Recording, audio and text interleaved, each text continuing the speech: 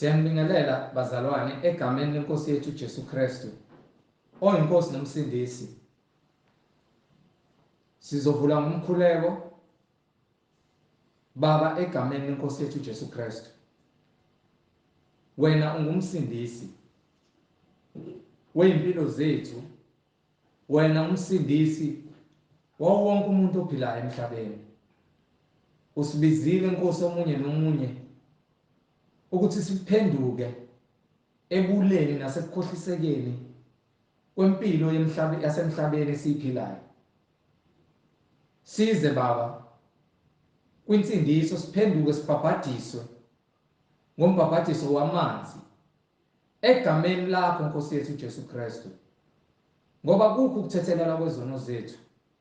Samkelise isiphiwo sikaMoya engcwele ofakaza ngazo zonke izinto zezulu, ngoba akekho owaziyo ngezulu ngaphandle kwalo osuke khona ezulwini, okunguwe Moya engcwele, nguwe inkosi yethu Jesu Kristu. ONkulunkulu munye, akekho omunye ngaphandle kwakho. So Nkosi, njengamanje thinta umuntu wakho, uthinte isidalwa osidalile emhlabeni, wasibeka ukuthi sibe nalo wonke igunya nelungelo emhlabeni.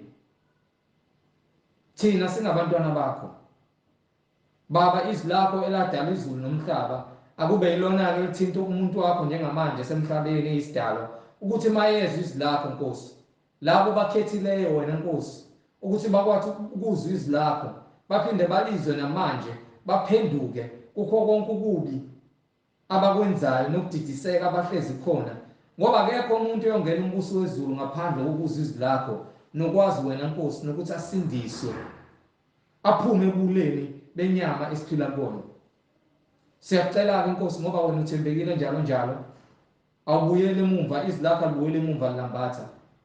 Phokophelisa-ke lokhu okuthumile Baba ukuba kwenzeke egameni lenkosi yethu Jesu Kristu manje naphakade. Amen. Amen. Bazalwane, ngizothanda ukucela wonke umuntu olalele njengamanje ukuba athathe iBhayibheli lakhe, sizwe siqonde masithi siyakholwa ukuthi uNkulunkulu yini le ayifunayo ezimpilweni zethu, ngoba baningi abantu umukhuluma nabo bathi bayakholwa, baningi abantu esimukhuluma nabo bathi bayamazi uNkulunkulu, kodwa umusubuza ukuthi umuntu uyakholwa and izwi nemibhalo engcwele iBhayibheli malithi wena ukwenza kanjani lokho iBhayibheli, ngoba izwi likaNkulunkulu liyiBhayibheli. So masithi siyakholwa sonke, kakhulukazi masithi sisindisiwe, kakhulukazi masithi sibhabhadisiwe, iyona yiphi indlela ekumele siphile ngayo mase abantwana bakaNkulunkulu, ngoba umntwana kaNkulunkulu uphila ngendlela ehlukile kunendlela ephilwa abantu ezweni. So uNkulunkulu uzosipha ukuqonda njengamanje masithi siyakholwa ukuthi uJesu Kristu uyinkosi nomsindisi, masithi siyamazi uNkulunkulu, siphila ngaye, sithembele kuyena. Thina masithembele uNkulunkulu asizwe ukuthi uNkulunkulu uthini kubantu abathembele kuyena nabalandela yena, abaziyo ukuthi uyikho konke empilweni zabo. Angihambi ngedwa njenganjwayelo, ngihamba nomfowethu umhlengi la. Ngiyambonga uNkulunkulu. Amen. Amen. Siyabingelela bazalwane egameni lenkosi yethu Jesu Kristu umsindisi, umnini mandla wonke, umkhululi weziboshwa eziboshwe ngamaketanga. uNkulunkulu oyedwa esithola ubufakazi ngaye, esithi-ke ubufakazi ukuthi uNkulunkulu yedwa, akekho omunye uNkulunkulu oseduze kwakhe, akekho omunye uNkulunkulu osemva kwakhe, akekho omunye uNkulunkulu ongaphambi kwakhe. Hallelujah, glory to God. Hallelujah. uNkulunkulu ohamba yedwa, ozimele. Sibonga uNkulunkulu ngabaprofethi bakhe beqiniso, sibonge uNkulunkulu ngabapostoli bakhe, uNkulunkulu wezimangaliso. Kuningi okwenzakalayo, sizitshela ukuthi siyazenzela kanti ngamandla kaJehova. Yes sir. Nokuthi uthole izwi leqiniso kungamandla kaJehova, ukuthola izwi lokudukisa kungamandla kaJehova, ngoba ukuze uthole indlela eqondile kufanele uqale uduke. Uma uqale ngokuthola indlela eqondile, hlala ube faithful kuyona, uthembeke kuleyo ndlela eqondile. Kuyenzeka ukuthi abantu behamba ngendlela eqondile baphume endleleni badukiseke. Kungamandla kaNkulunkulu lokho ukuthi umuntu ongafuni ukuhamba ngendlela nongafuni ukulalela izwi lakhe aduke. Nakhona ke uNkulunkulu uma uthola umusa kuye, ngoba uNkulunkulu unokubekezela nomusa and akuyona inhloso yakhe ukuthi abantu babhujiswe, kodwa ukuthi abantu bonke beze kuphendukeni. So nomuntu oyisoni obekade yazi indlela wamukelekile ukuthi abuyele endleleni aphinde axolele izono zakhe, ashethelelwe amacala akhe. Kodwa kusho ukuthi ke uzozenzela umathanda, uzophuma ungena ngamabomu. Ukuba phela kunabantu abafuna ukudlalela amaqembu amabili ngesikhathi esisodwa. Ngisho uphakathi ebhokisini lokuvota ngenhlanhlaka angikaze ngivote nangebhadi, angikaze ngivote futhi soze ngavota. Mophakathi ebhokisini awuvoteli abantu abawu3, uvotela umuntu oyedwa. Nakhona ke la eBhayibhelini fanele ukhethe zimbili indlela, ekaNkulunkulu nendlela kaSathane. Kodwa ke uSathane unamandla enyameni, akanawo amandla kumoya. Amen. Kumele uzenzele isinqumo sakho sokuthi wena ufuna uhamba nobani. Uma uNkulunkulu hambe kwincwadi yamakhosi yokuqala sahluko 18 verse 21 mingafosisi.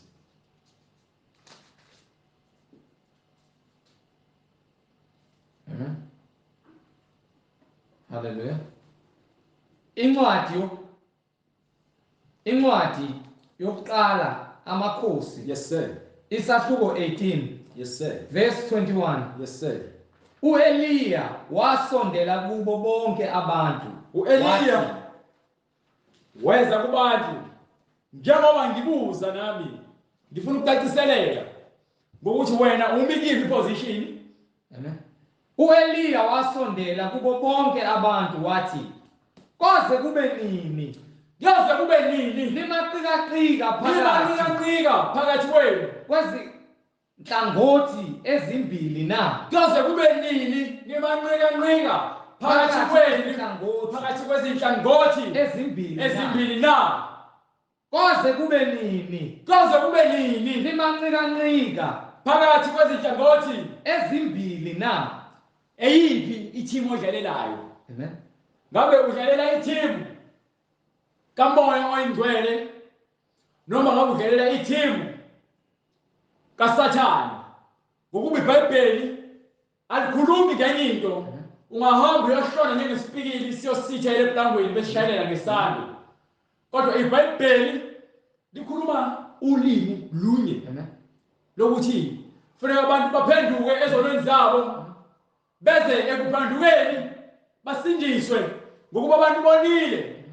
Uma uJehova enguNkulunkulu, So ke uma uJehova enguNkulunkulu, mlandeleni. Uma uJehova enguNkulunkulu, uma uJehova enguNkulunkulu, umazi ukuthi uNkulunkulu, Mlandeleni yena. Mlandele. Uma uJehova enguNkulunkulu, mlandeleni yena. Uma uJehova enguNkulunkulu, Mlandeleni yena. Landela yena. Kepha uma ungubhali, kodwa uma uNkulunkulu wakho kuSathane, mlandeleni yena. hlala kuyena, ungamqhathanisi noNkulunkulu. Amen. Uma wena ukhonza uSathane nemisebenzi yakhe, Amen. ngoba wonke umuntu okhonza uNkulunkulu ukhonza uNkulunkulu ngemisebenzi yakhe. Hallelujah. Akekho umuntu okhonza uNkulunkulu ngomlomo odwa benza imisebenzi kaSathane. Yes, Lord. Baningi abantu bayakholwa kodwa ke bakhonza uSathane. Amen. Bakholwa uNkulunkulu kodwa bakhonza uSathane. Uma uJehova enguNkulunkulu, Uma uJehova enguNkulunkulu, mlandeleni yena. ukholwa ukuthi uJehova uNkulunkulu, Mlandeleni yena. ulandela uNkulunkulu ngemsebenzi. Kepha uma kungubhali, Kepha uma kodwa kuwuSathane, mlandeleni yena. hlala Kodwa abantu kabamphendulanga ngazwi. namanje abantu abafuna ukuphendula ngoba yini kusamnandi ukuphila enyameni. Yes, Lord. Yes, Lord. Kusamnandi ukuphila enyameni. Yes, Lord. Abakukholwa ngokweqiniso. Amen. Amen. Abafuni ukuvuma ukuthi uJesu Kristu Amen. uyinkosi nomsindisi. Yes, Lord. And ayikho enye inkosi ezakusindisa Amen. ngaphandle kukaKristu. Kodwa abantu kabamphendulanga ngazwi. Yabona awukwazi ukuthi wena uzothi uyakholwa kuNkulunkulu kodwa manje wena wenza imisebenzi kaSathane. Hambe kulapha kwincwadi kaJames chapter 3. Amen. Before uqhubekela uyibambe le ncwadi yakuyona. Amen. Incwadi kaJames chapter 3 verse 10.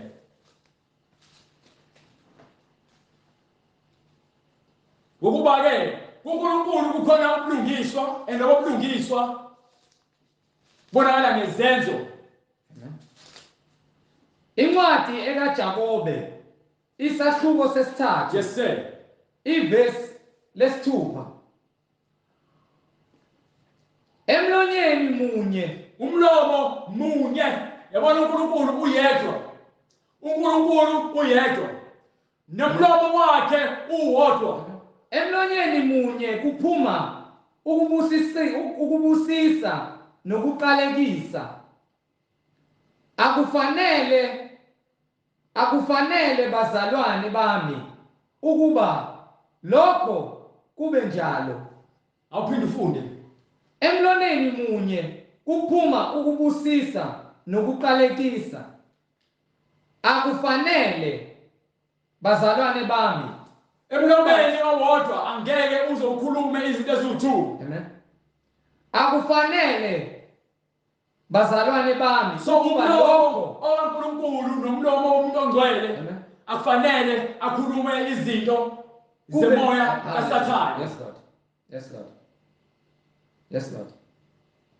Ngokuba wena ke ufundisiwe umoya oyingcwele Amen. ukuthi uzokhuluma kanjani.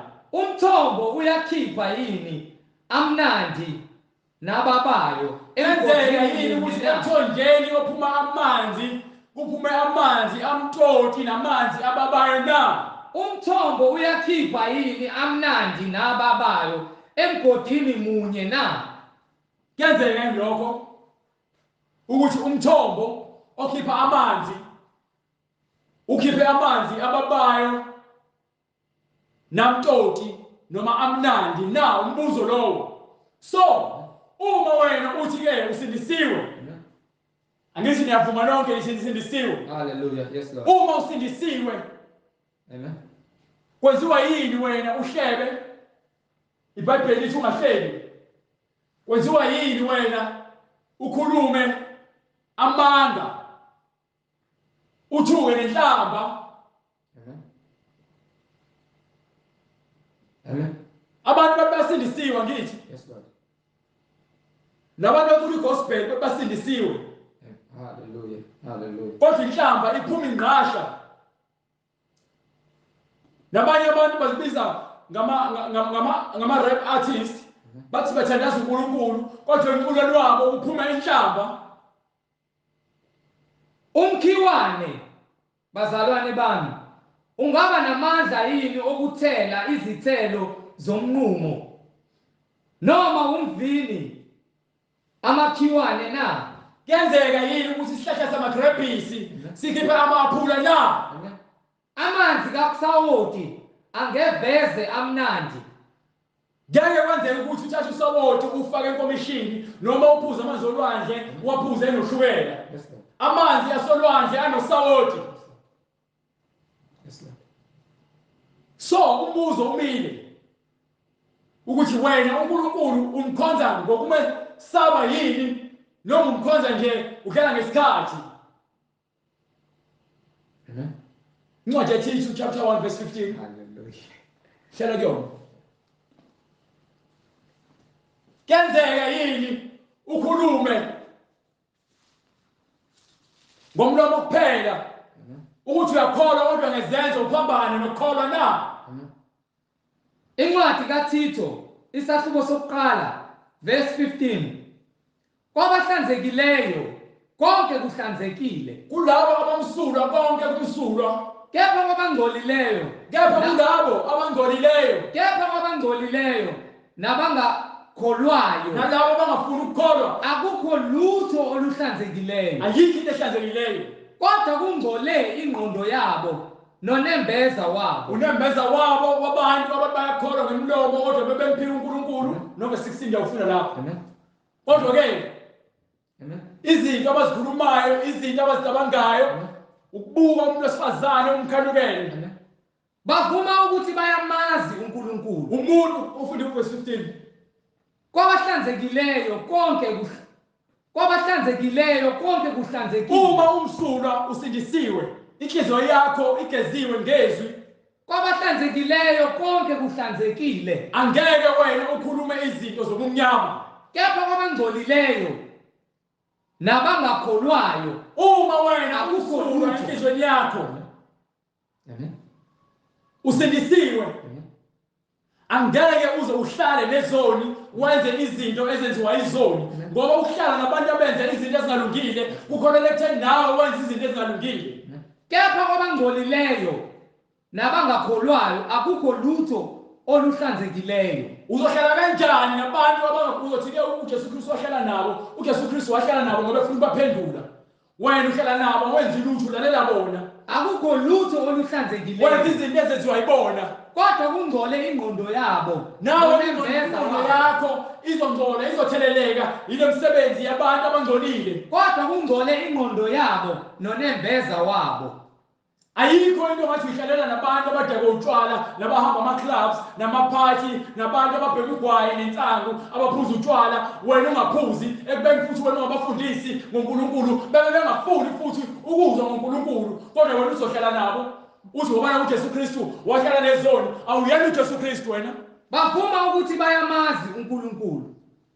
Ngivuma ungemazi uNkulunkulu, Bavuma ukuthi bayamazi uNkulunkulu, kodwa ngemsebenzi kepha bayamphika ngemisebenzi yabo, benza okungamanyala, bengabenyanyekayo nabangalaleliyo, intombazane ithi isindisiwe, bengabenyanyekayo intombazane nabangalaleliyo. isindisiwe, kodwa uyifika ihleli nokuqaba labafana abapenda iy'nwele, abanama-tattoo, abafaka ama-chains, abatshebhisa amabhluwe, abakhuluma nje ilanguage engazwakali, Bengabanyanyekayo nabangalaleliyo. leyo ntombazane leyo ihlela labafana ababhema insangu, baphuza utshwala, baphuza okhodi nolimi, bamixa.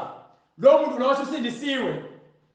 Uma lo muntu ethi uphela nalabo bantu labo kwiqiqi, khona sejola naye lapho umuntu ntombazane isindisiwe. Bengabanyanyekayo nabangalaleliyo. Yaba lo ntombazane njengoba ithi isindisiwe, isilela nalomfana lo osikhotheni, ngoba phela umfana ophila lo mpilo yokuthi ahlale khoneni, athuke inhlamba, agqoke ngendlela engahlelekile, emva kwaloko azidakamizwa. Kodwa kungcole ingqondo yabo nonembeza wabo. Ayikho into ekulungiswa ongahlalela nabantu abangafuni ukukholwa, abangafuni ukukholwa. Hayi abantu ekuthiwa-ke bayashunyayezwa, and futhi-ke noma kuthiwa-ke laba bantu bafuna ukushunyayezwa, angeke baze bashunyayezwa umuntu wesifazane. Kodwa kungcole ingqondo yabo nonembeza wabo. Hallelujah. Ngeke baze bashunyayezwe umuntu wesifazane. Yes, Lord. So umuntu wesifazane osindisiwe umsebenzi wakhe ukuthi ahlale ekhaya enze imisebenzi yasekhaya azilungiselele ukuthi abe umuntu wesifazane ngokuba noma wakhe noma umzali wakhe umfundisa indlela yomuntu wesifazane osindisiwe ukuthi kufanele siphathe kanjani. Yes, Lord. Ngeke azahlala emakhoneni nosikhotheni agqoke iziketi ezimfishane. Bavuma ukuthi bayamazi uNkulunkulu, kepha bayamphika ngemisebenzi yabo. Gqoke iziketi ezimfishane kuyaba usufaka ubhulini ngcwele, ufaka ophaka nesiketi esifishane esiveza amathanga, kodwa uthi usindisiwe. Bengabanyanyekayo. Wena mfana uphuma esontweni, kanti esontweni kunesonto lakho lamanga. Uyaphuma lapha esontweni uyogqoka iskini jean, uyastebhisa uveza izinqa, uyaphinda uyobe ekhoneni uyobhema ugwayi, uphasisa ifoni yakho, udlala umculo we-rap, uthi ke we are enjoying life. Uhleli nabantu abawusikhotheni. Kepha Ayikho into ekhulumayo nalabantu, awukhulumi lutho ohlangene noNkulunkulu, wenza izinto ezenziwa yibona. Ayikho into yenzayo ehlangene noNkulunkulu, nento okhuluma nabo ayikho. Ngokuba yini ke? Uthathekile. Konke okwenzayo awunaso isisekelo. Awukwazi ukumela uNkulunkulu wenze indlela efanele wenze ngayo njengomuntu omele ungcwele. Ngokuba yini nomfundisi wakho akekho ngcwele. Wena uzofundisa kanjani abantu babe ngcwele ngokuba miniza abantu emasontweni enu nibabizela ukuthi bavakashe. Kodwa kuzobonakala ngathi ukhona into enkulu enyenzayo. Kodwa nihlangane ngokukhohlakala. Sekuyaba lo mfana ufika lapha ebandleni uzowisa ingane usezobona intombi. Amen. Hallelujah. Mebona intombi lapho ke ingeke abantu isizothathwa lo mfana lo ofikile osikhotheni ongenanhloso ongaphendukanga. Amen. Ayichame ingane ichameke ngeke ukuthi uzofika eswenkile egqoka isipova seNike nojini neblazer eshwashula iblazer ofaka nomcwebe okhunda ikhathi wonzino zakhe inhloko ngenhloko zama hairstyle. Thuke kuyasontwa lapho. Kodwa ke kudlalwa indaba yengqephu kuphela ehlokiselwana ukuthi lofaka iphika weperfume. Bavuma ukuthi bayamazi uNkulunkulu, kepha bayamphika ngemisebenzi yabo. Bengabanyanyekayo nabangalaleliyo. Ngenxa ukuthi emasontweni enu nidlala uMasigozi. Lamasonto emahambayo adlala uMasigozi, awakwazi ukukhuluma iqiniso, awantshela ukuthi ke hlukanani nezono zenu. Yekani ukuhamba indlela ezingasile ukuze nizosindiswa. Buyelani ekukhanyeni nihambe ngendlela zikaKristu ukuze nithole ukusindiswa. Ingakho nimithisana niwa esontweni, nihambe niyodakwa utshwala, nihamba ama-club. Awucabanga umuntu uthi uyiChristian, ubonakala neskini jean eclubini. Nesiketi esinane ebhishi uhamba ngesikindi esinane. Wona umuntu wesifazane uveze ugqoka iphedi eveza izinqa ebhishi, kodwa uthi ke uyiChristian mokhuluma nabantu. Nasemsebenzini yonke emihle kabasizi lutho. Umuntu ongcwele uhamba ngemiyalelo kaNkulunkulu. Kwincwadi kaTimothy yokuqala verse 5. Hallelujah.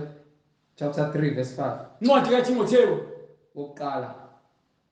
Chapter 3 verse 5. Chapter 2. Amen. Chapter 1 verse 9. Amen.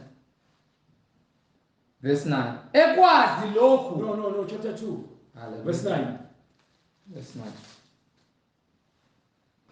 Ngokunjalo nabesifazane, umuntu wesifazane mabagqoke izingubo ezifaneleyo. Umuntu wesifazane othi umKristu fanele agqoke ngendlela ehloniphekile. Singathi besikubona umuntu wesifazane uthi umKristu singaqondi noma wena owezwe noma wena usindisiwe. Ngokuba ngomlomo uthi usindisiwe, kodwa ngezenzo zakho wena ugqokisa kwesifebe. Bayamphika, ugqokisa kwamahosha.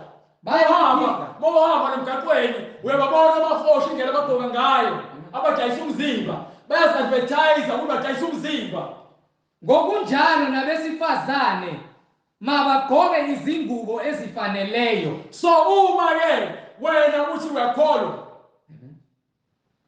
kwenzeka kanjani ukuthi ugqokise kwesifebe noma kwamahosha emgaqweni na? kwenzeka kanjani?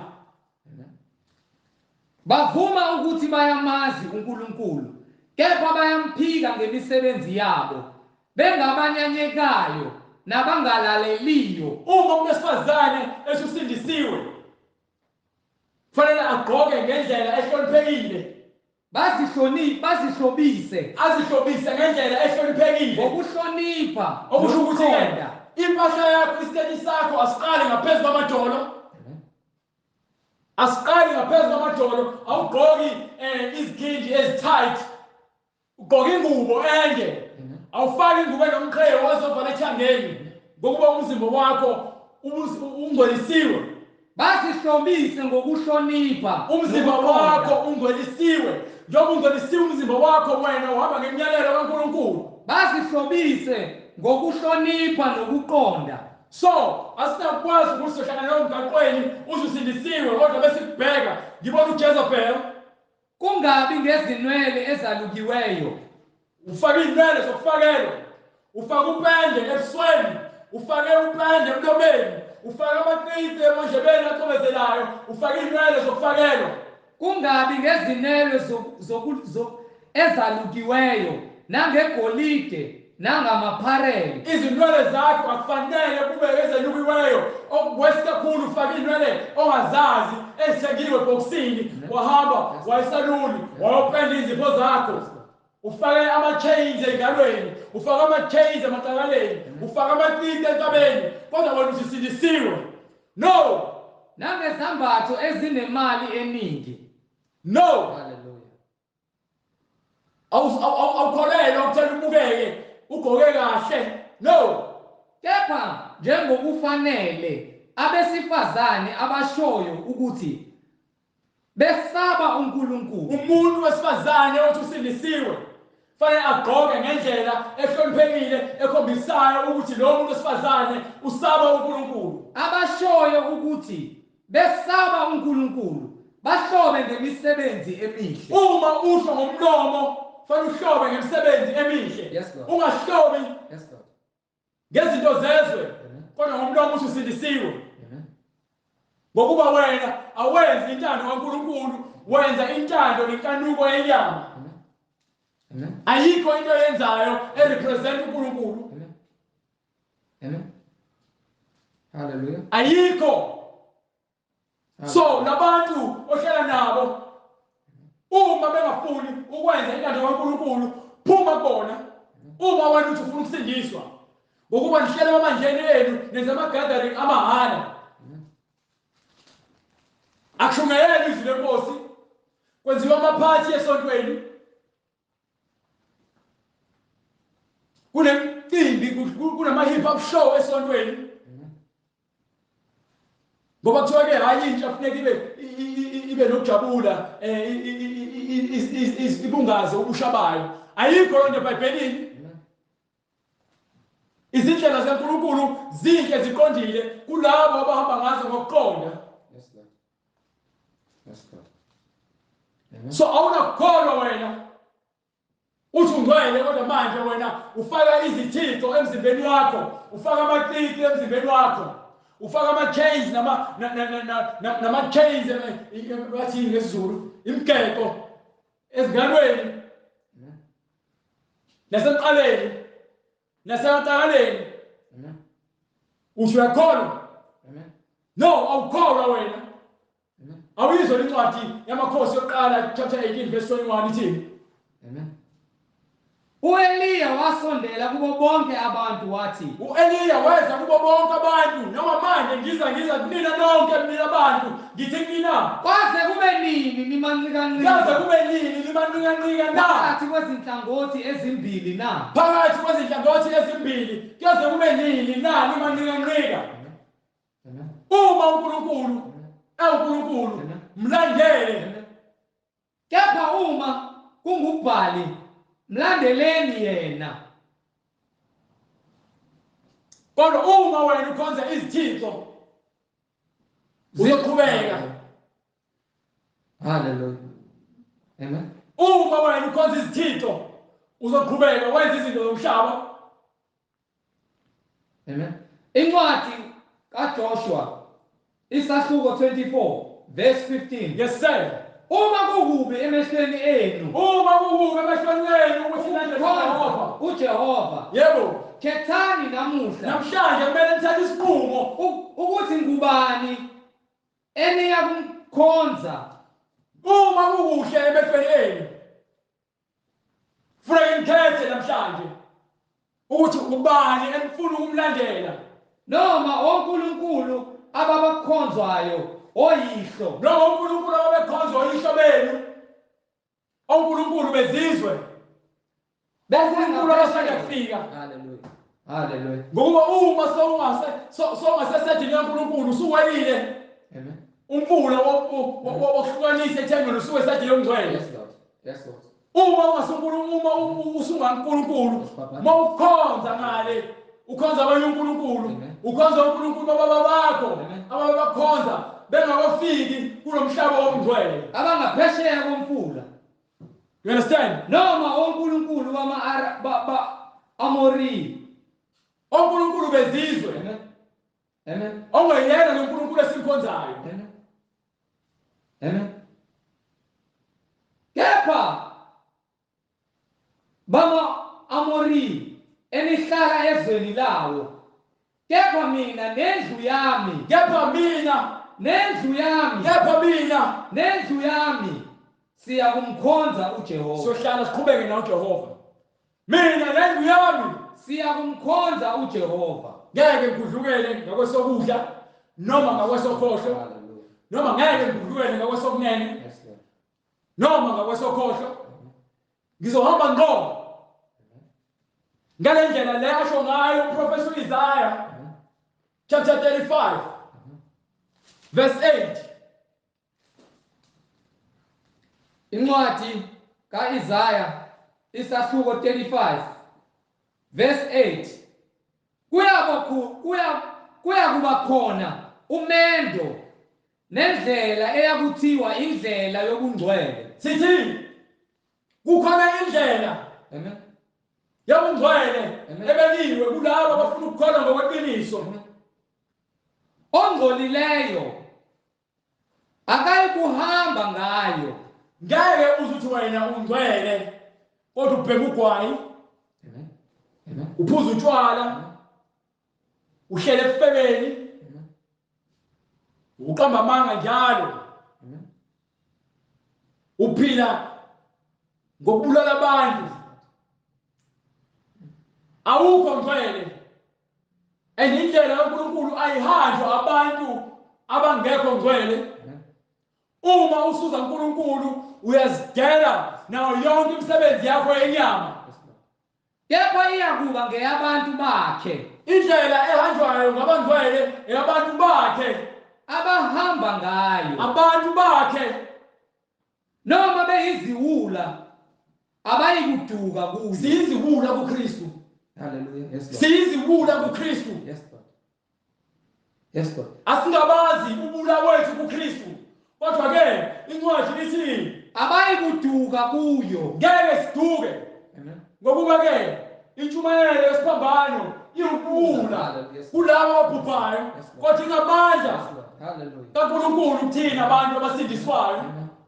Yes, Lord. Angikhathali ngisho ngaqhamuka umuntu wathi umuntu osindisiwe uyilokhu kodwa kusala igama lithi ngisindisiwe. Amen.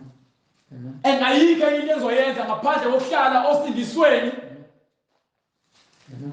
Uma abantu behlabela amadlozi noma benza imisebenzi noma ngabe kuthiwa benzani noma kuthiwa abantu bayashadana umlilo ofanayo, mina angikho lapho.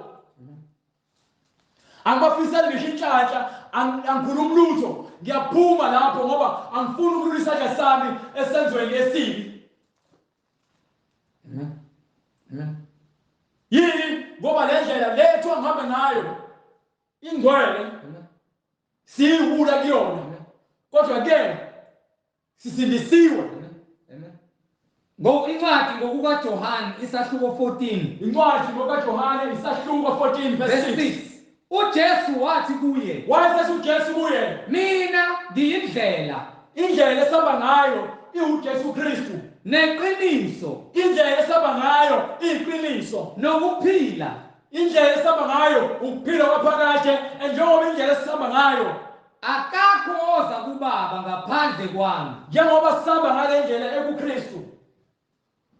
Yingakho sishumayela iqiniso eliza kuholela ekutheni uthole ukuphila okuphakade. Mina ngiyindlela neqiniso nokuphila. Ngokuba lokuphila kuKristu ikhona lokho esikufunayo okungisaba uNkulunkulu ugcine imiyalelo yakhe. Hallelujah. Ungahambi ngokuqonda kwakho kodwa uhambe ngokuqonda kukaMoya Oyingcwele. Hallelujah. Ngokuba wonke umuntu okuKristu uyisidalwa esisha. Yes, Lord. Wonke umuntu okuKristu ubhaphathisiwe, ebhaphathiswa noKristu. Ebhaphathisweni wokufa ngokwenyama. Yes, Lord. Amen. Hallelujah.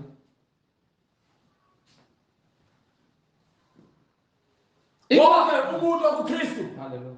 Hallelujah. Usindisiwe emsebenzini yenyama. Amen. Amen. Ngoba uma uthi uyakholwa ngomlomo kodwa uma umphika uJesu Kristu ngezenzo wenza izinto ezikukhohlakala. Amen. Wena uyisoni. Amen. Uphila ebumnyameni. Amen. Incwadi kumaHebheru isahluko 10. Incwadi kaMahebheru isahluko 10 verse 19. verse 19. Ngakho ke bazalwane, njengokuba sinesibindi sokungena endaweni engcwele ngegazi likaJesu. Ngakho thina bazalwane sinesibindi. Sinesibindi. Umuntu onesibindi umuntu ke osezimisele ukuthi ke uthatha isinqumo uyasimela leso sinqumo asithathayo unesibindi sokumela iqiniso. Amen. Thina abantu Amen. abasindisiwe ngokweqiniso sinesibindi sokungena endaweni engcwele sime singagudluki sishone ngaka-left noma ngaka-right sime kwisisakelo esikuKristu oyindlela neqiniso nokuphila okuphakade. Hallelujah. Kutholakala kuKristu kuphela. Amen. Ngendlela asivulela yona Indlela entsha. incwadi ka-Isaiah chapter 35 verse 8. Amen. Kuya kuba khona umendo nendlela eyakuthiwa indlela yobungcwele. Ithi ngale kuJohane verse 14 verse 6. Amen. 14:6. uJesu wathi kuye, indlela neqiniso nokuphila. Mina ngiyindlela neqiniso nokuphila. Akakho oza kubaba ngaphandle kwami. Uthi uIsaya ngale kuya kuba khona indlela. Amen. Amen. Uthi kuya kuba khona indlela. Amen. Amen. Leyo ndlela indlela yabangcwele. Hallelujah. Manje uJesu Kristu useyazikhomba ukuthi yena uyileyo ndlela leyo. Yes, Lord. Uthi mina ngiyindlela neqiniso nokuphila. Akekho ozoza kuNkulunkulu ngaphandle kukaKristu. Yes, Lord. Yes, Lord. Akekho umuntu ozosindiswa ngaphandle kwaJesu Kristu. Yes, Lord. Amen. Hallelujah. Noyedwa. Yes, Lord. Hallelujah, glory to God. Amen. Akekho umuntu ozosindiswa ngaphandle kwaJesu Kristu. Amen. Uyathanda uthandi. Amen. Amen. Yonke indlela idlula kuKristu ukuze wena usindiswe. Amen. Ithi incwadi yamaHebheru. Incwadi yamaHebheru incwadi kumaHebheru isahluko 10 verse 19. Ngakho ke bazalwane, njengokuba sinesibindi sokungena endaweni engcwele ngegazi likaJesu. Singenele ebungcweleni thina bazalwane abanesibindi ngegazi likaJesu Kristu. Ngendlela asivulela yona. Ngendlela asivulela yona. Sikhuluma ngendlela. Indlela entsha. Indlela ephilayo. Edabula isiheqo okungukuthi inyama yakhe. Sinompristi omkhulu wendlu. Sinompristi omkhulu wendlu kaNkulunkulu. uJesu Kristu kuphela ongumpristi omkhulu. Masisondele ngenhliziyo eqinisileyo ngokwethemba okupheleleyo So uma uza kuKristu, haleluya, uma uza kuKristu, masisondele, uma uza kuKristu, uza ngokuthembeka nangokukholwa. Amen. Ngokuba yena uthembekile. Yes Lord. Yes Lord. Usho njalo kwincwadi yezambulo. Yes Lord. Chapter 1. Ngasekuqaleni uzofuna lo verse esho ukuthi yena uthembekile. Yena uthembekile. Bonke abeza kuyena kufanele bathembeke. Ngokuba angeke uze kuKristu ungaxa mbili, unhliziyo mbili. No. Incwadi yesambulo isahluko sokuqala verse 5. Incwadi yesambulo isahluko sokuqala verse 5. NakuJesu Kristu ufakazi othembekayo. uJesu Kristu ufakazi othembekayo. Thembekile. Izibulo labafileyo. Uyena oyizibulo labantu abangasekho nabaphilayo. Nombusi wamakhosi omhlaba. Bonke abantu abakhona emhlabeni bangaphansi kwesandla sikaKristu. Kuye osithandayo. Bangayenza intando yabo benze ukukhohlakala kwabo, kodwa bonke abantu abangababusi balemhlabeni bangaphansi kwesandla sikaKristu. Ngokuba ke incwadi yaseFilipi, haleluya, kuye osithandayo, incwadi yaseFilipi chapter 2 verse 8 verse 11. Wonke umuntu ungaphansi kwaKristu. Akekho umuntu oziphilela ngokuthanda kwakhe. Yebo, unentando yokwenza ukukhohlakala kwakho noma ukwenza ungafuni ukulandela imfundiso kaNkulunkulu. Amen. Hallelujah. Unentando, kodwa lo ntando yakho uma ikholele ebhujisweni, usekingeni ngokwesihogweni. Wena wesihogweni. Hallelujah. Incwadi kwabaseFilipi isahluko sesibili. Incwadi kwabaseFilipi isahluko sesibili verse 11. Verse 11. Nezilimi zonke zivume ngokuthi, lezi zilimi zonke izilimi ziyavuma ukuthi uJesu Kristu uyinkosi. uJesu Kristu uyinkosi. uJesu Kristu uyinkosi. Zonke izilimi ezingaphansi kwezulu nomhlaba zivume ngokuthi uJesu Kristu uyinkosi. Ngiyasho ukuthi ningagoloza manje, nithi nizohlabela amadlozi enu, nithi nizophuza utshwala benu, nifebe, nikhonze imali, nibhebe ugwayi, nibhebe insangu, nucula irephu, nenze amahlaya ngoJesu Kristu. Nigqokisa abantu besifazane, nina abantu besilisa nigqokisa abantu besifazane, abantu besifazane bagqokisa abantu besilisa. Kodwa ke nazi ukuthi nenza izinto ezisinengiso ezingamanyala phambi kaNkulunkulu. Lokufeba wenu ngokomoya. Nihamba abasonto amanga, nigcwele aboshembe nakuma Roman Catholic Church, nakuma Christianity Church, nakuma Baptist Church, nakuma non-denominational church. Nezilimi zonke zivume ngokuthi uJesu Kristu. Abanye bathi ke abayilutho. Non-denominational angilutho. Awubalwa nalutho, wena ufuna uba yilutho. Wina ngekho. Awunamsebenzi. Kodwa iBhayibheli ithini? Nezilimi zonke zivume ngokuthi uJesu Kristu uyinkosi, kube inkazimulo kuNkulunkulu uyise. Ngifuna lekho ukuthi wonke amadoda azoguqa phambi kwakhe. Amen. Zonke izizwe. Amen. Amen. Zoguqa phambi kwakhe. Amen. Bheka phezulu lapha ku verse 9, verse 8. Amen.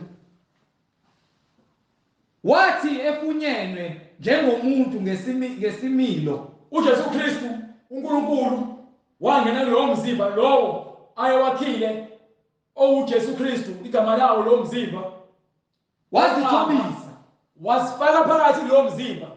Njengoba ezifaka phakathi lo mzimba ufuna ukuzokhombisa thina indlela yokuthi ke sizobuyisana kanjani naye ukuze sikwazi ukuthethelela amacala ethu nezono zethu. Ingakho incwadi ithini? wathi efunyenwe enjengomuntu ngesimilo. Lezo lonto umoya oyingcwele wakha inyama wangena kuyona. Lezo lonto ngoba lo ncwadi leyo iqinisekiswa incwadi kaJohane chapter 1 verse 14. uNkulunkulu waba senyameni, izwi laba linyama. ukuze likhombise thina indlela yokusindiswa ukuze sibuyisane noNkulunkulu. Hallelujah. Incwadi ivangeli ngokuka John isahluko sokuqala Verse 14. verse 14. Verse 1. Hallelujah. Ekuqaleni wayekhona ulizwi. Eqaleni wayekhona ubani? Ulizwi. Ulizwi uNkulunkulu wayekhona eqaleni. Ulizwi wayekuNkulunkulu. Ulizwi wayekuNkulunkulu. Ulizwi wayekuNkulunkulu. Ulizwi wayekuNkulunkulu. Ulizwi wayenguNkulunkulu. Ulizwi wayenguNkulunkulu. Ulizwi wayenguNkulunkulu. WayekuNkulunkulu. Ulizwi wayekhona ekuqaleni. Ulizwi wayenguNkulunkulu. WayekuNkulunkulu. Ulizwi wayenguNkulunkulu. Ulizwi wayenguNkulunkulu. Konke kwavela ngaye. Izindaba konke kwavela ngezwi. Hallelujah. Hallelujah. Amen. Konke kwavela ngezwi. Ulizwi uNkulunkulu. Yingakho leyo zwi leyo. Verse 14 uthini? Hallelujah. Ulizwi waba inyama. Ulizwi waba inyama. Wakha phakathi kwethu. Wakha phakathi kwethu. Sabona inkazimulo yakhe. Amen. Inkazimulo njengoyoyedwa uyise. Inkazimulo onjengoyedwa kuyise. Inkazimulo njengoyozelwe yedwa kuyise. Wena ngaleli ncwadi yaseFilipi ubakhumbuza ukuthi sikhuluma ngani la? Egcwele umusa neqiniso. Ugcwele yini? Umusa neqiniso. uJesu Kristu sithola yini? Umusa neqiniso. Umusa neqiniso. uJesu Kristu sithola umusa neqiniso. phela. Hallelujah. Yingakho simla sihlakaza ngegospel yomusa neqiniso. Yingakho simla siphethe inkemba simhlakaza sigenda isono. Amen. Ngomusa neqiniso. Yingakho simla siphethe isando sihlakaza isono ngomusa neqiniso. Incwadi kwabaseFilipi. Yingakho simla siphethe umlilo sihlambula isono neqiniso. Incwadi kwabaseFilipi kwisahluko sokuqala verse 29. Ngokuba ngenxa kaKristu nina nabelwe ngomusa. Ngenxa kaKristu sabelwe ngomusa. Sinikiwe umusa wokuthi-ke silandele indlela zokulunga. Angisho ukukholwa kuye kuphela. Hayi kukholwa kuye kuphela. Kepha nokuhlupheka. Izinhlupheko eziza nokukholwa nokusindiswa ngenxa yomusa neqiniso okukuKristu. Incwadi yaseFilipi chapter 2 verse 9. Hallelujah. Hallelujah. Philippi chapter 2 verse 9. Ngalokho ke uNkulunkulu Hallelujah. Wathi efunyene incwadi kwabaseFilipi isahluko sesibili verse 8. Verse 8 sikhuluma ngencwadi ade sikhuluma ngayo. Amen. Uncwadi kaJohane. Amen. Verse 1 uthi ulizwi wayekhona eqaleni. Amen. Ulizwi wayekuNkulunkulu. Ulizwi wayenguNkulunkulu. Hallelujah. Bese verse 14 ke. Ulizwi waba senyameni. Sayibona inkazimulo yakhe. Yedwa ovela kuyise. Yayizwa loo nto leyo. Manje le incwadi siyachaza la ukuthi ubani? Wathi efunyene enjengomuntu. Njengoba ke izwi sengene enyameni. Selizithobile lasehlisa la ngaphansi ngisho kweingilosi. Elalela kwaze kwaba sekufeni. Efuna nje ukusikhombisa ukuthi thina umsebenzi wethu ukuthi kufanele silalele kuze kube sekufeni. Ekufeni kwesiphambano. Ekufeni kweqiniso. Ngalokho ke ekufeni kweqiniso ulifele iqiniso. Uphile ngeqiniso. Ungabi weak eqinisweni.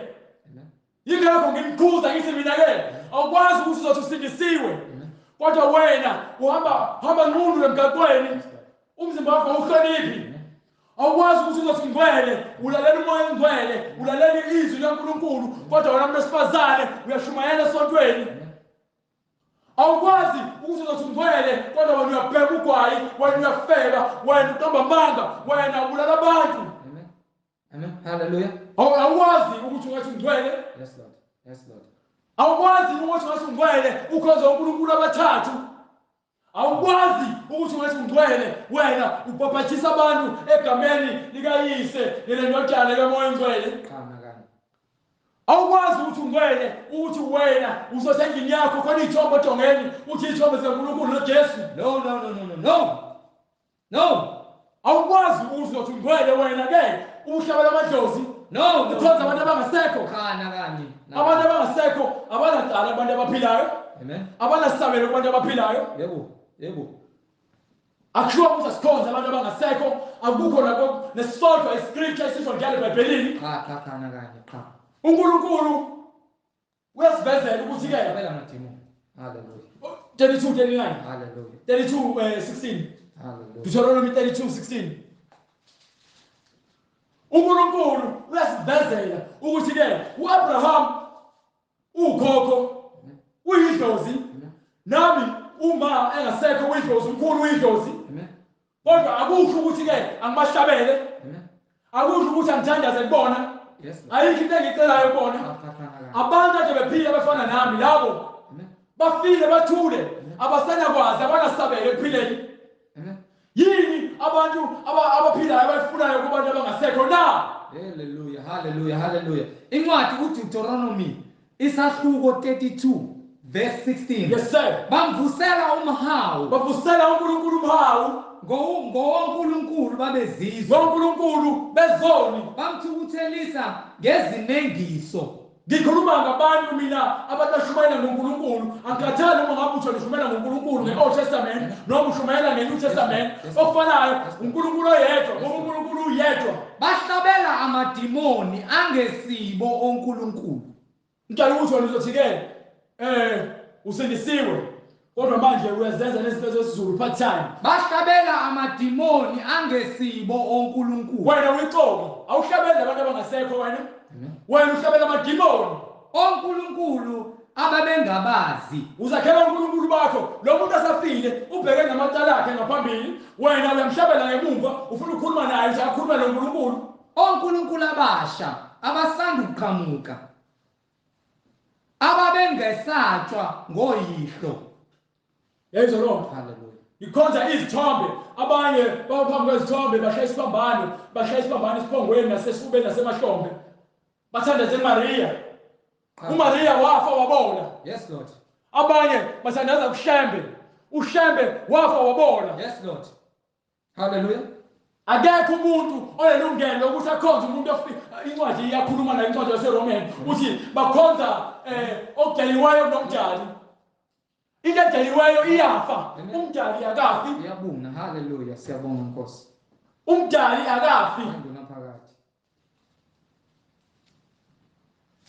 Bakhonza izinto ezidaliweyo kunomdali. Izinto ezifayo.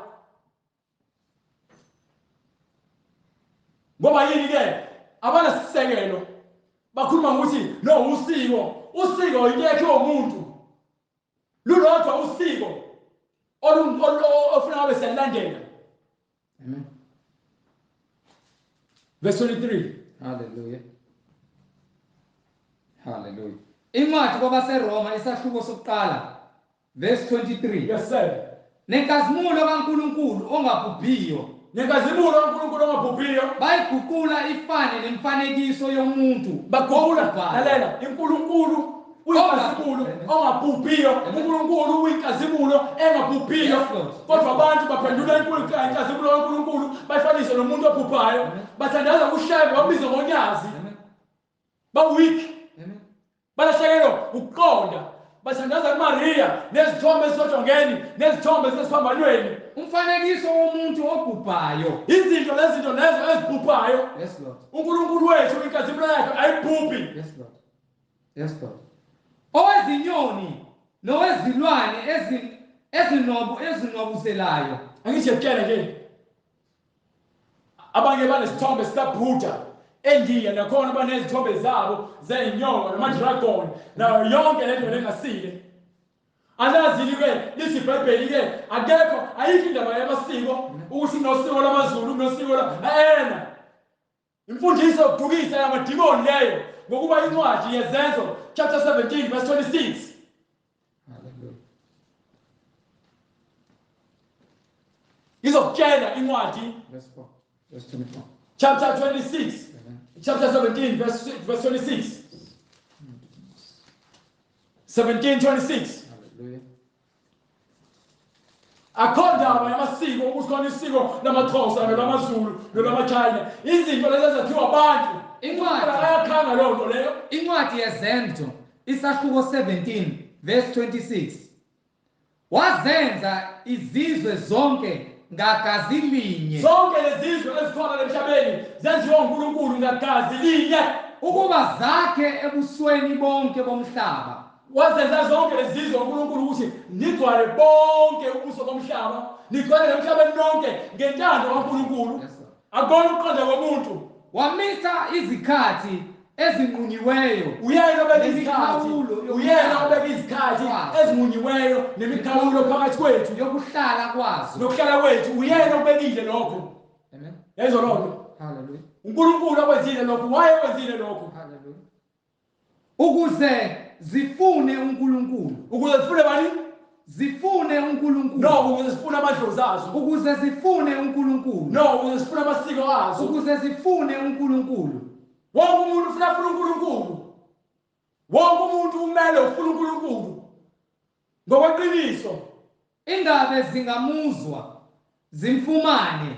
Zathi bezibuzwa bese ziyamfuna bese ziyamfumana. Ingani kakude kulowo nalowo kithi. Ngokuba siphila sihamba sikhona kuye njengalokho. Ngokuba siphila sikhona sihamba kubani? Kuye. Sihamba kuNkulunkulu. Amen. Sihamba kuyena uNkulunkulu. Uma wena utshela ukuthi uphila ngokuqonda kwakho, ingakho ungafuni ukuzwa izwi elingcwele.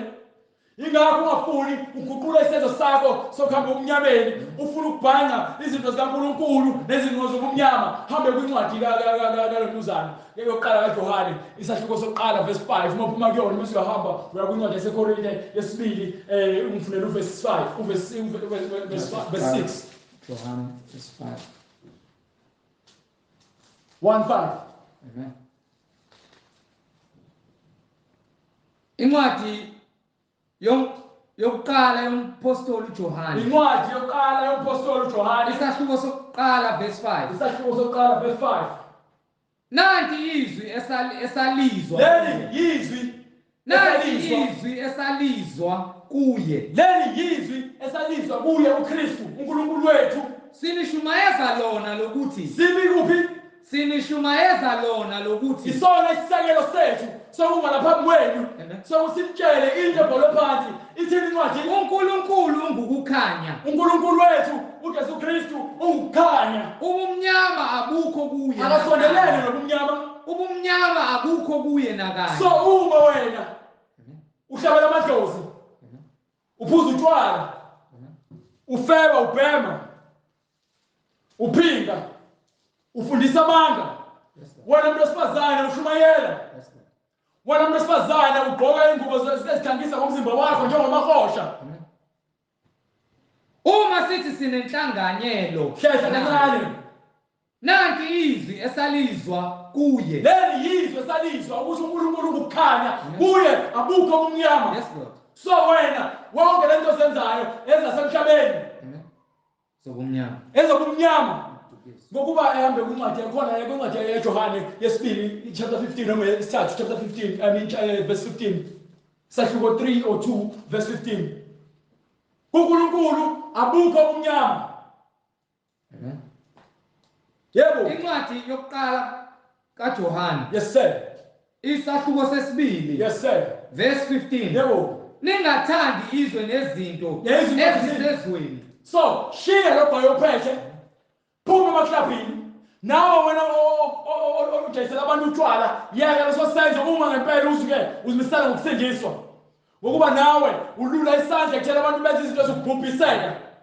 Wena mfana uthanda nomunye umfana, yeke ulula nomunye umfana. Uma ungempela wena uzimisela ngokusindiswa, uthole umbuso wezulu. Ngaphandle uma uzinikele ekhohlakaleni. Uma umuntu ethanda izwe, ubona nini ethanda izwe, uthando lukayise alukho kuye. Ayikho into ozothi ke usindisiwe, ngishimisiwe. Kodwa ke ubhizi wenza izinto ezokhohlakala, izinto zobumnyama. Ngokuba konke okusezweni inkanuko yenyama, yonke lento eniyenza emhlabeni ugqoka impahla ezincane ugqoka ama-skinny jean ugqoka impahla ejabukile eziveza izinqa ukudweba ama-tattoo ukufaka amaciki ukufaka into zokufakelwa ukufaka upende ebusweni ukubhema ugwayi ukufeba ukuphuza ukuphema ugwayi nokubhema insango nokwenza izidakamizwa nalo mculo werap enuculayo konke lokho okwale emhlabeni inganuko zenhliziyo nenzela zonke lezo zinto ukuze nithole udumo nizidumise nihola amadimoni senizinikele ekubhukisweni ngenxa yokuthi-ke nifuna ukufeza iy'nkanuko zenhliziyo niyakhanukelana nitshengisa amantombazane adayisa umzimba ko-TV ozezokhokhelwa aphendule komahosha ahamba ngezinqa kuma-music video hamba ngezinqa abafana bayaqabulana e-TV umfana ayesimaze indoda eqondile ngenxa yokuthi ufuna imali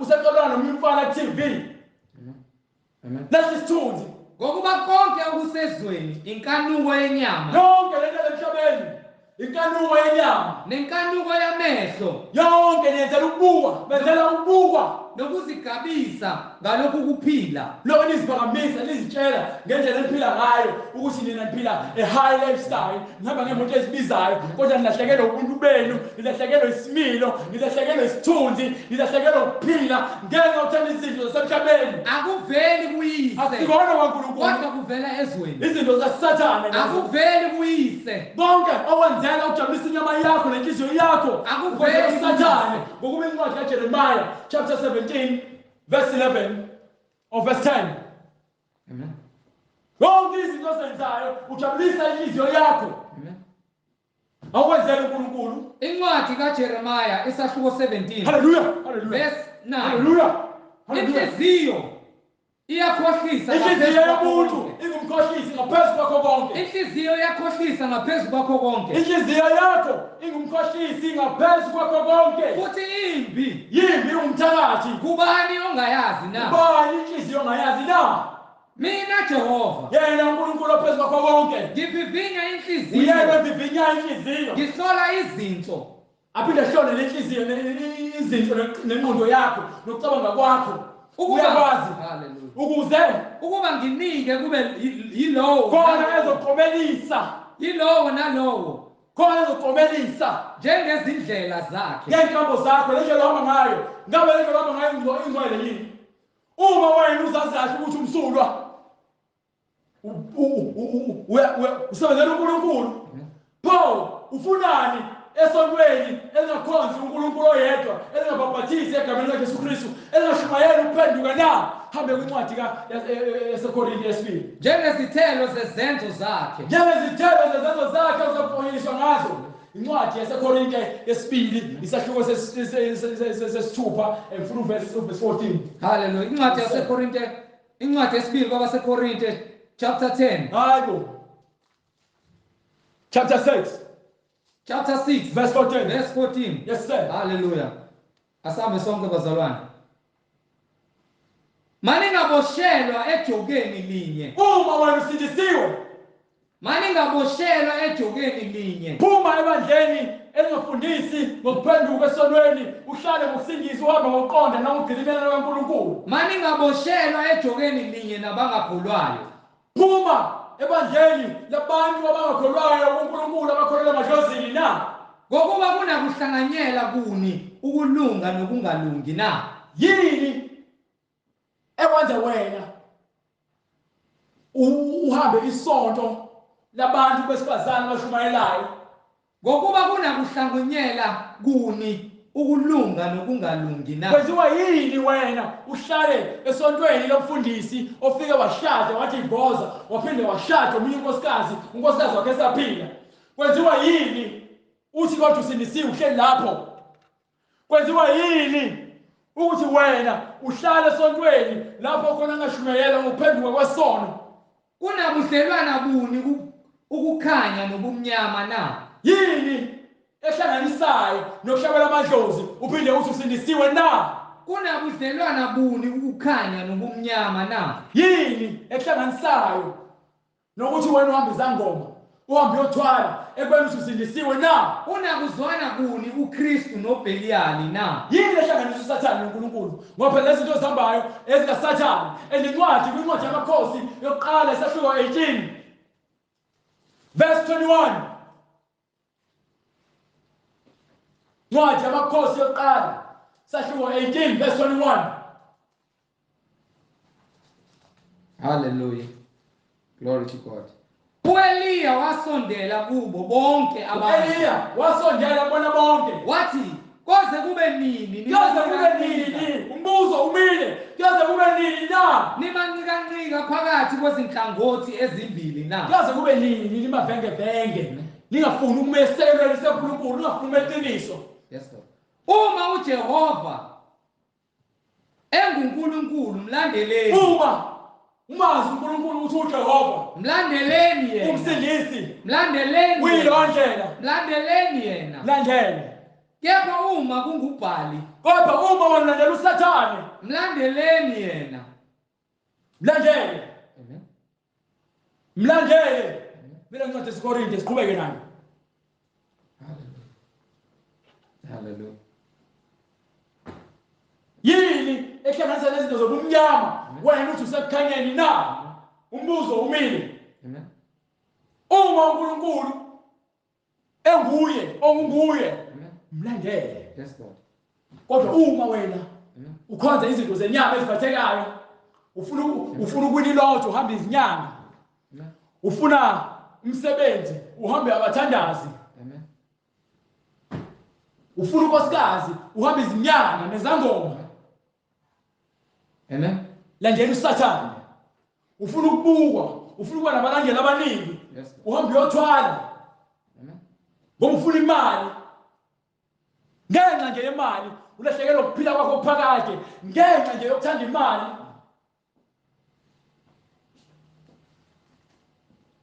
Hallelujah. 6:14. Hallelujah. You can carry on from verse 15 or 16. Amen. Hallelujah. 6:14. Hallelujah. Incwadi yesibili kwabaseKorinte isahluko 6 verse 15. Unakuzwana kuni uKristu noBeliyali na? Yini ehlanganisa uKristu noSathane? Unesabelo sini okholwayo nongakholwayo na? Lalela ukuthi uyavela TV uya-actor ukuthi uwesontweni akusho ukuthi usindisiwe. Yes Lord. Yes Lord. Lina kuvumelana kuni ithempeli likaNkulunkulu nezithombe na? Umzimba wakho awunakugadwa izithixo ugadwa amarosali ugadwa ama-chains ungakhathali ukufaka ikheli elibizayo enesithombe somuntu awuthola uJesu Kristu isiphambano. Amen. Umzimba wakho awuhlangani nezithombe ngokuba thina siyithempeli likaNkulunkulu ophilayo. Thina siyithempeli likaMoya Engcwele. Thina siyithempeli likaNkulunkulu ophilayo. Moya Engcwele ophila kuwena akuphili. Njengokuba washo akuphili izithombe emzimbeni wakho. Kuphila uMoya Engcwele, izwi. Yes Lord. Umoya Engcwele. Hallelujah. Hallelujah. Yikona ukuphila kwena. Wena uthi uyakholwa. Ukholwa yiyo yonke into uMoya Engcwele akhuluma ngayo.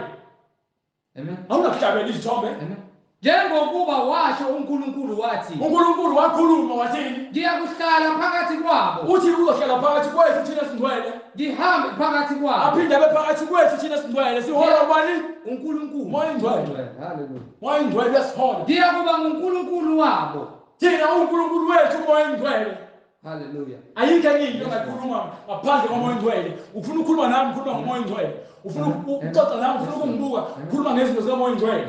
Bona babe ngabantu bami. Ufuna ukuba umngani wami? Qala ube umngani noNkulunkulu. Hey, yes Lord. Ngoba uma uzumuntu wakhe, Yes Lord. usushintshile. Sinobudlelwane Nawe ngokuba ngifuna ngencwadi kaMatthew chapter 12. uJesu Kristu ekhomba ukuthi obani abakuwo abawuzalo lwakhe. Hayi ngokwenyama, ngokomoya. Chapter 12. Ungifunele la uJesu Kristu ekhomba ukuthi ke obani abawuzalo lakhe. Amen. Hallelujah.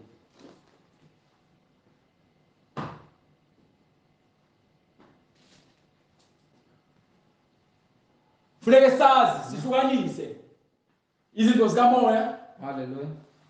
lezinto zenyama. Ngokuba baningi abantu abathi ke bayakholwa kodwa ke ngokomsebenzi bayamphika uNkulunkulu. Benza izinto ezinamanyala ezinyakekayo ezingathandekiyo phambi koNkulunkulu ezisinengiso. Verse 46, chapter 12, verse 46. Hallelujah. Incwadi ngokuka Mateyu Uma ufuna 12 uthi wena ubomngani wami noma angibakho abangani, verse 46. ngakha obhuti nosisi, hayi benyama, Amen. Amen. bakamoya. Amen. uJesu Kristu uyafakaza. Esashumayela esifukwini. Wathi eseshumayela esifukwini uJesu Kristu, Bheka unina nabafowabo kwase qhamuka unina nabafowabo, babemi ngaphandle befuna ukukhuluma naye. bemlindile ngaphandle, sebemlindele ukuba bafuna ukukhuluma naye. Omunye wathi kuye, Kwase kuza omunye kuJesu Kristu wathi, bheka unyoko nabafowenu bemi ngaphandle wathi-ke befuna ukukhuluma nawe. nangu uma wakho nabafowenu bengaphandle bafuna ukukhuluma nawe. Kepha waphendula wathi, Wayesephendula uJesu Kristu wathini? komtshelileyo, Yebo, kubani umame ubani umama nabafowethu? nabafowethu? Ngobani na? Ubani umama nabafowethu? Welula isandla sakhe Ngobani nabo na? ngakubafundi bakhe, Wayeselula isandla sakhe wakhomba abafundi bakhe. wathi, bhekani, Yabona bukani manje, nangu umame nabafowethu. naba ekhomba abantu abafundisayo, ubokhomba bona abantu abakholwa kuye neqiniso aliphethe liwumusa. Ngokuba Ukhomba bona uthi-ke ibona abawoma wakhe nabafowabo nodadewabo. ngokuba yilowo nalowo owenza intando kaBaba osezulwini nguye ongumfowethu Nami ngisho njalo, nodadewethu nami nomame. ngisho njalo, umuntu ongumfowethu Amen. nodadewethu nomame yilowo. Owenza intando kaBaba osezulwini. Ukuthi ngizala nawe ngokwenyama angeke ngikulahle, Amen. kodwa-ke mina nawe asiphuze inkomishini efanayo. Yes, Lord. Wena uphuza kwinkomishi yezizwe, Amen. mina ngiphuza kwinkomishi yegazi likaJesu, Yes, Lord. kamoya ongcwele, Yes, Lord. umusa neqiniso. Amen. Amen. Hallelujah. Uthi uNkulunkulu-ke, phumani phakathi kwabo, Amen. khona-ke uba uNkulunkulu Amen. phakathi kwenu, Yes, Lord. nibe ngamadodana amadodakazi kimi. Amen. Hambe kwincwadi yakho ngabeziKorinte esibili, isahluko sesi-5 verse 17. Amen. Hallelujah. Incwadi yesibili kwabaseKorinte isahluko sesihlanu verse 17. Kanjalo uma umuntu Ethi incwadi, kanjalo uma umuntu ekuKristu, uyisidalwa esisha, useyisidalwa esisha. okwakuqala kudlulile. So, uma wena uthi ukuKristu, usudalwe kabusha Amen. ngokomoya. Amen. Konke okudala ubukwenza kwenyama nomngcola sekudlulile. Okokuqala kudlulile. Konke okwakuqala ukwenza okungcolile ongahambisani nezwi Kudlulile. Bheka sekuvele okusha. sekuvela izinto ezintsha zikamoya engcwele. uJesu Kristu washo njalo kuNikodemu kwincwadi kaJohane chapter 3 verse 8 verse 7. Washo umuntu-ke, uqinisile ngithi-ke, umuntu ufanele azalwe kwabusha. Amen. Akekho umuntu ongangena ezulwini noma ongathola ifa lombuso kaNkulunkulu ngaphandle kokubhaphathiswa Amen. nokuzalwa ngokomoya. Amen. Amen. Hallelujah. Incwadi ngokukaJohane. Incwadi isahluko kaJohane sesithathu isahluko sesithathu verse 1. verse 1. Kwakukhona umuntu kubaFarisi, nguNikodemu igama lakhe, isikhulu Qala sabaJuda. verse 6. Amen. Verse 6. Lokho okuzelwe inyama kuyinyama. Lokho okuzelwe inyama kuyini? Kuyinyama. Kodwa Nalokho okuzelwe ngumoya kungumoya. lokhu kukamoya okwamoya. Ingakho incwadi ithi-ke, kanjalo okuKristu Amen. uzelwe kabusha, Amen. uyisidalwa esisha. Amen. Konke okudala kudlulile, Yes, Lord. Yes, Lord. zonke izinto zintsha. Amen. ngokuba ithini incwadi la lokho okuzelwe inyama ubambe lapho okuzelwe inyama kuyinyama okwenyama lokho kusho ukuthi ke uma wena uphila esonweni uyapheka uyaphuza uyadakwa uqamba amanga uyaphinga kuyinyama into zenyama lezo kuyinyama thanda ukugqokisa inyama yakho ujoba amasathu into zenyama lezo kuyinyama nalokho okuzelwe ngumoya kungumoya uma usuyeka zonke lezi zinto lezi engizibalayo suzela ngokomoya kungumoya suhamba ngendlela engcwele kungumoya awusabulali awusaphuzi kungumoya awusabhemi awusaqamba amanga kungumoya awusafeki awusahlabela amadlozi amen phila ngokukholwa amen kungumoya phila ngokukholwa yes lord etheleke incwadi yaseKorinte yesibili sahluko 5 verse 17 haleluya incwadi yesibili kwabaseKorinte isahluko 5 verse 17 kanjalo uma umuntu ekuKristu uyisidalwa esisha usuzelwe kabusha ngokomoya okwakuqala kudlulile konke okwenza usakenyameni phela sekuvele okusha sukuyekile kepha konke kuvela kuNkulunkulu konke kuvela kusha manje kodwa kuvela kubani konke kuvela kuNkulunkulu owenza ukuba sibuyisane naye uNkulunkulu wenza Kristu ukuthi sibuyisane naye ngobani ngoKristu ingakho uJesu Kristu athi ke mina ngiyindlela neqiniso nokuphila haleluya ingoba yini konke sibuyisela kuNkulunkulu ngaye uKristu ngoKristu wasinika inkonzo yokubuyisana noNkulunkulu esayinikwa uKristu yobungcwele ngokuba uNkulunkulu ekuKristu ngokuba uNkulunkulu ebani ekuKristu uNkulunkulu wayekuKristu wenza ukuba izwe libuyisane naye engababaleli iziphambeko zabo wasixolela izono zethu ebeka kithi izwi lokubuyisana wasixolela izono zethu wabeka kuthina izwi lokubuyisana so uma wena ufuna ukusindiswa kufanele ushiye zonke izinto zenyama uze kuNkulunkulu ngokuqonda uphenduke kwezonweni zakho ungene emanzini ubhaphathizwe egameni likaJesu Kristu Act 2:38 haleluya singamanxusa kaKristu haleluya Act 2:38 incwadi yezenzo isahluko 38 isahluko sesibili verse 38 incwadi izenzo isahluko sesibili verse 38 uPetru wayesethi phendukani uPetru wathi abantu abaphenduke igospel eshunyelwayo eyophenduka phendukani yilowo nalowo abhaphathizwe incwadi kaPetru yesibili sahluko sesithathu ithi ke uNkulunkulu akakhohlwa ingokuba unomusa nokubekezela ukuba akafuni ukubona abantu beye ekubhujisweni kodwa abantu beze ekuphendukeni incwadi ithini manje phendukani nayo incwadi nayo into ekumele niyenze phendukani yilowo nalowo abhaphathizwe yilowo nalowo kufanele abhaphathiswe egameni likaJesu Kristu egameni likaJesu Kristu noma egameni lenkosi uJesu Kristu amen kukho ukuthethelelwa kwezono zenu ukuthethelelwa kwezono zenu thethelela izono zakho ngokuba uphendukile wabhaphathiswa egameni likaJesu Kristu ubhaphathiselwe egameni likaJesu Kristu kukho ukuthethelelwa kwezono khona niyakwamkeliswa bese uyaphiwa